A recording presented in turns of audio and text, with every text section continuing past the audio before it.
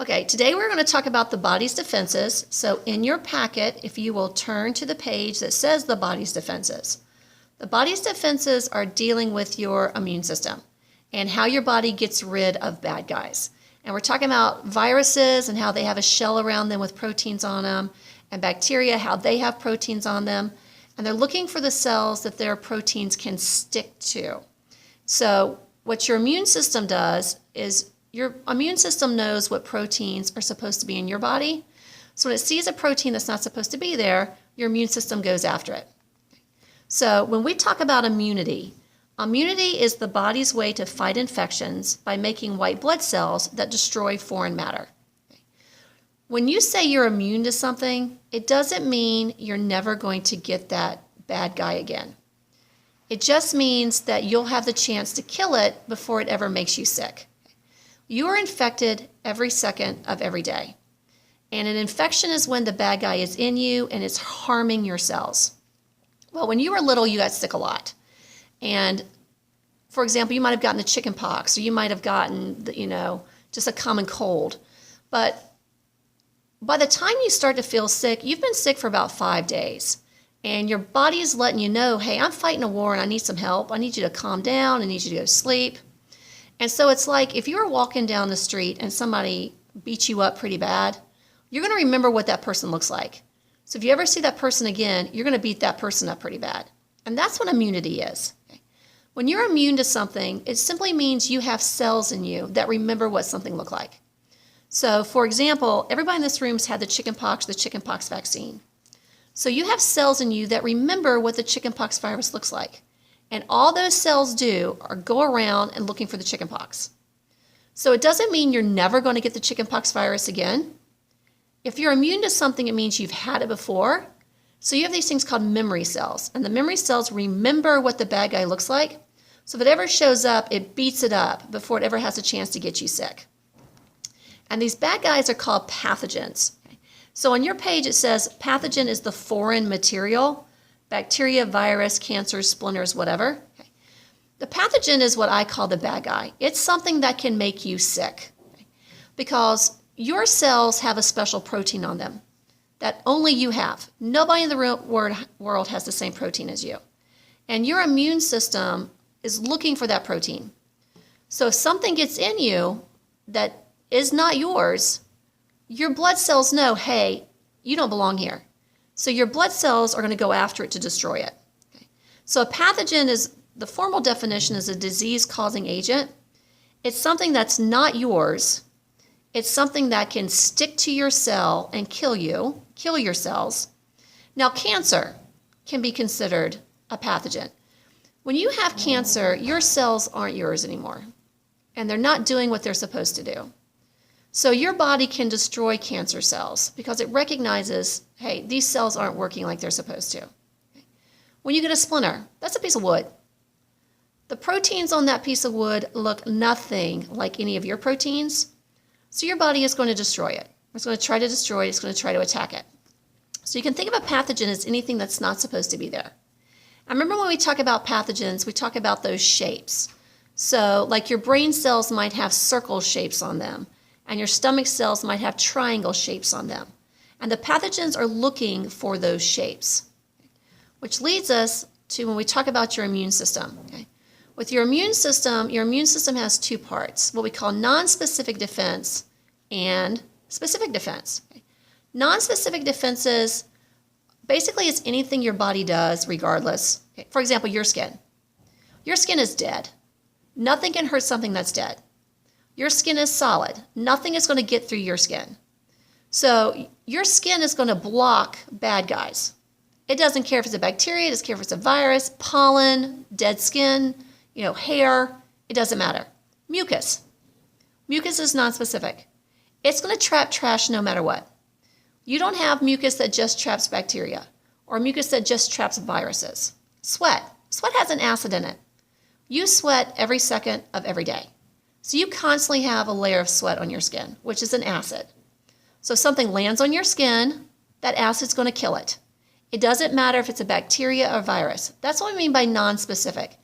And 99% of the time, your nonspecific defense kills whatever might be attacking you. That's why you're not sick all the time. But if something gets inside of your bloodstream and starts attacking your cells, that's when your specific defenses turn on. Your specific defenses are not on all the time. They're only on when something is in you and your body has to figure out what it is. So you have cells that are dying. Your body needs to say, hey, this is a virus. Because if it's a virus, your body's going to fight it one way. If it's a bacteria, your body's going to fight it a different way. So your body needs to figure out what it's fighting. Okay? And in order to do that, let's skip through that. You're going to use something. It talks on your page about an antigen being the foreign material. Okay? I want you to write antigen on your page. Just put it in the margin. Okay? And what I want you to write for antigen is a protein on a cell. Okay? So what we've got here, just pretend that these are different pictures of cells. These orange things are proteins. So this would be one kind of cell, another cell, another cell, another cell. And so these proteins are called antigens. So I want you to write antigen on your page, and I want you to write it's a protein on a cell. So let's say that this is the chickenpox virus. So the chickenpox virus would have these proteins on it. Let's say that this is the measles. The measles would have those proteins on it. Different types of viruses, different types of bacteria are going to have different shapes on them, and those shapes are antigens. And what your body can do is make these things called antibodies. Antibodies are these white Y-shaped things down here. Antibodies are arrows that your body shoots at the bad guy. And it doesn't kill the bad guy, but it stops the bad guy from sticking. Okay? So if you'll notice, this virus has these circles on it. So this arrow can stick to that circle. And it will stick to it, and it will stop the bacteria or the virus from sticking to your cells. And if it can't stick to your cells, it can't do anything. Okay? So this antibody would fit that shape. Okay? So what happens when you get sick, you have all these different arrows, and they line up and they take turns shooting at the bad guy. So this guy here, I would shoot. This does not fit with that. So I know that that arrow doesn't work.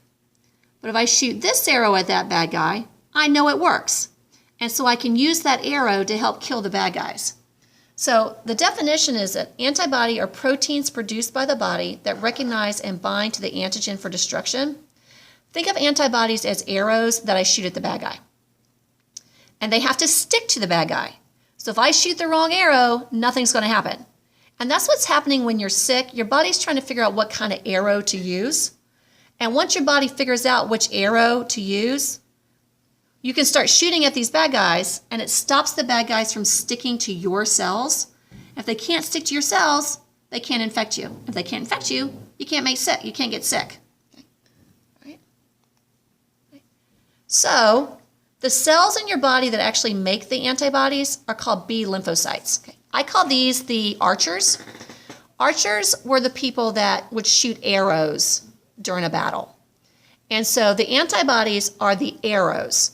And so your B cells, your B lymphocytes, make the antibodies. They're like Robin Hood. And they go up to the bad guy and they shoot the bad guy. So everybody in this room is different. So everybody in this room would have a different arrow. So if I were the bad guy, you would all line up, and I'm sure you would enjoy this. You'd all line up and you'd take turns shooting at me. Okay? And so your arrow might be a different shape and it might bounce off. So that's the body's way of knowing, okay, I can't use you. And so then the next person's arrow might bounce off. So the body says, okay, I can't use you. And so maybe the 20th person's arrow sticks to me. So the body goes, okay, this is the weapon that I need. Go and make a bunch of those weapons. Everybody else take a vacation. And so you start shooting the right arrow at the bad guys. And you stop the bad guys from sticking to your cells. Okay. Well, it takes about 14 days from start to finish for you to get rid of a bad guy. And so if you take all that time, your body is going to remember what that bad guy looks like. And so you're going to make these things called memory cells. Okay. Memory cells are cells in your body that remember one bad guy.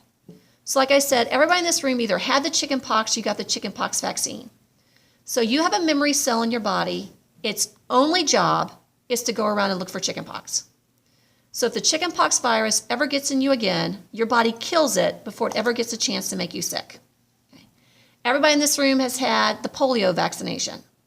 So you have memory cells in your body that if you ever get polio again, those cells will kill it before it ever gets a chance to make you sick. So every time in your life you've gotten sick, you have made a special cell to remember that bad guy that made you sick. So in all honesty, you never get the same disease twice. All right. Now, you might get the flu several times, but it's a different kind of flu every time you get it. That's why we have to have flu vaccines every year. The flu changes every single year. So somebody has to get sick first, and then they figure out what kind of flu it is, and then they can make a vaccine for it. But you will literally never get sick from the same thing twice because you have memory cells. Okay. Now, when you do get sick, you have cells that are infected. So you have to kill those bad cells. Right? So you have cells in your body whose only job, as you can see in that cartoon, you have cells in your body whose only job are to kill your cells that aren't working right. So it could be an infected cell, it could be a cancer cell, but these are your cells that don't work right. And these cells are called T cells or T lymphocytes. So they kill body cells that have been invaded. Now, it could be a cancer cell. It doesn't have to be a cell that's been invaded. It could be a cell that just isn't doing what it's supposed to do. So your body destroys it. And so you have these things called killer T cells. They kill the body cells, okay, that have been invaded. Okay. It's their job to get rid of those cells. Now, when you need help, you dial 911. And when you dial 911, a dispatcher answers the phone.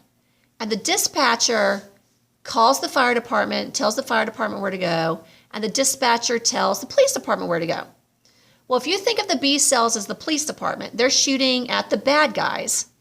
And you think of the T cells as the fire department, they're spraying water to put out the fire. They're trying to kill your cells that aren't working right. You have to have a dispatcher. So in your body, you have cells called helper T cells. Helper T cells are the dispatcher. When your body needs help, it secretes a chemical called histamine. You might have heard of antihistamines before. But when your cells are hurting, they secrete a chemical called histamine. Histamine is their 911 call. And so helper T cells recognize that there's histamine. So helper T cells are the dispatchers. And they find out where the histamine's coming from, just like the dispatcher would ask you, what address you're at. And then the dispatcher tells the police department where to go, and the dispatcher tells the fire department where to go. Well, your helper T cells are your dispatchers. Once they realize that there's an area that needs help, they will tell the B cells, hey, get all of your arrows. This is where you need to go. Start shooting at the bad guy. They will tell the T cells, hey, this is the area that's on fire. You need to get over there. And so your killer T cells, you heard me mention a second ago, these are the cells that actually kill your cells that have been infected. Okay. Now, we talked about immunity and how immunity is not the fact that you will never get that pathogen again, it's just that you won't get sick from it. Okay. And so there are two different types of immunity. Okay. The first one is called active immunity. Okay. Active immunity, you got sick. Okay. You got sick, your body had to fight off the bad guy, and you made memory cells. Now, you could actually literally get sick. You could catch it from a friend or something you ate, or I could give it to you. And that's what a vaccine is. Okay? So a vaccine is, when you got a vaccine, you got the bad guy. So the vaccine made you sick. And your body fought off the bad guy, and your body made a memory cell. That's why it's important for children to get vaccines, because children can make a whole bunch of different types of memory cells that adults can't. Okay? So when you become a parent, daycare will be your best friend. Your kid will be sick all the time. You'll have to take off of work. You'll hate it.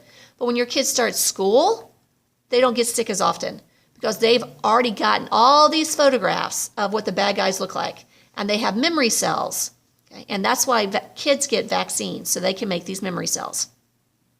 Okay? Now, you can have what's called passive immunity. Passive immunity is temporary. Okay?